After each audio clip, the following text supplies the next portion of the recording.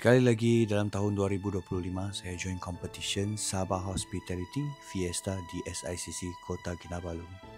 Rasa tekanan juga kali ini sebab rasanya juri menaruh harapan tinggi dengan dish saya. Akhirnya agak mengecewakan sebab masakan ikan yang agak kering.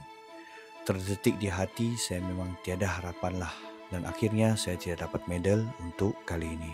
Terima kasih kepada para juri yang jujur menegur dengan kesilapan yang telah saya buat. Paling best tahun ni saya dapat berjumpa dengan ramai chef yang hebat-hebat yang tak pernah saya jumpa sebelum ni dan juga followers-followers yang sentiasa support saya di alam maya. Sempat saya bercerita dengan seorang follower, dia ikut resepi saya dan mula berjualan. Inilah yang membuat saya sentiasa semangat untuk teruskan konten saya.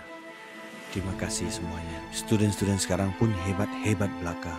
Teruja juga sebab bidang chef yang sebelum ni tak dianggap apa-apa semakin meningkat kualiti dan semakin berkembang di Sabah.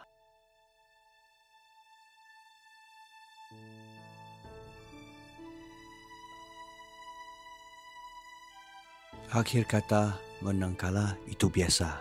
Tetapi saya tidak akan mudah berputus asa. Sebab the only competition is the man in the mirror.